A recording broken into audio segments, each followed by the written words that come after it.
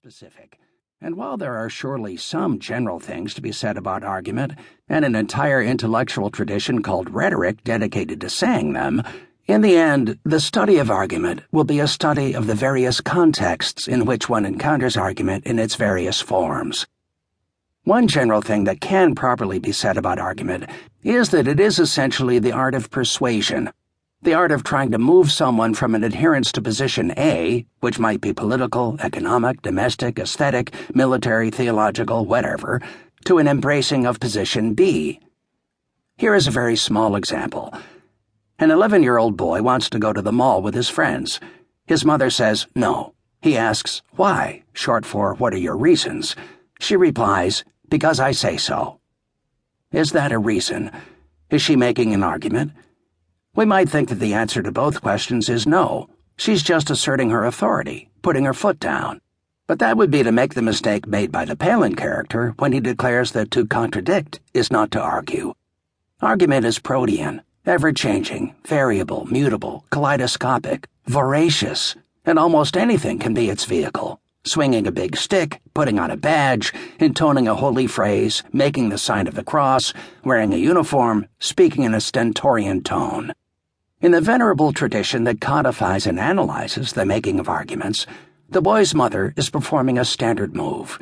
It is called, not surprisingly, the argument from authority, argumentum ab auctoritate, and it is listed by Aristotle as one of his 28 common topics, the everyday strategies one might have recourse to in a situation of debate or dispute.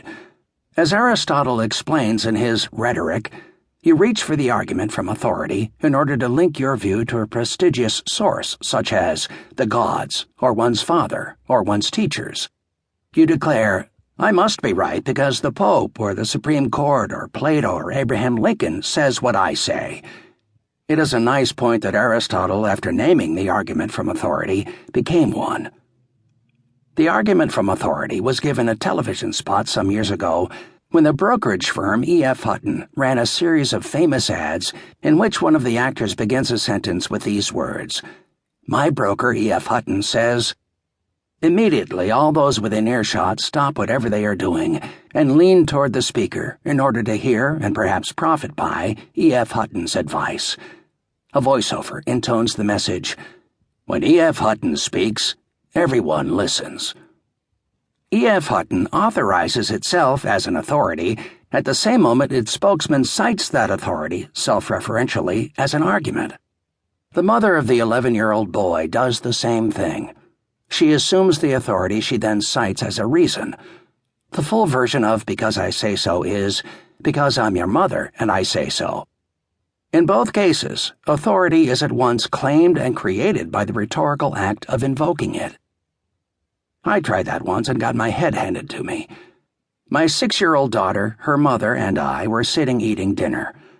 Conversation was difficult because my daughter was interacting, the reason for the quotation marks around the word will soon be obvious, with our 2 dachshunds, who were under the table. I said to her in that "I'm your father" voice, "Susan, don't play with the dachshunds." She showed me her hands in a classic look pa no hands gesture and said, "I'm not playing with the dachshunds." I regrouped and tried again. "Susan, don't kick the dachshunds." She pointed to the gentle motions of her feet and said, "I'm not kicking the dachshunds." Determined to come up with a formulation so general and inclusive that it would leave no room for further argument, I said in a tone of premature triumph, "Susan, don't do anything with the dachshunds." Not missing a beat, she replied, "You mean I don't have to feed them anymore?" Score, 6-year-old, 3, 35-year-old college professor, 0. 2 things were immediately clear. 1, this could have gone on forever. She would have been able to recontextualize any supposedly hard and fast statement I came up with in a way that altered its meaning and evaded its intended force. 2, my attempt to assert the authority of a father with the help of my adult rhetorical skills was a dismal flop. I'm ashamed to say that I brought the matter to a close by slapping her, itself an argument but a suspect one, an action that sealed her triumph rather than reversing it. I was showing myself to be both a bad father and a hapless debater. I neither exercised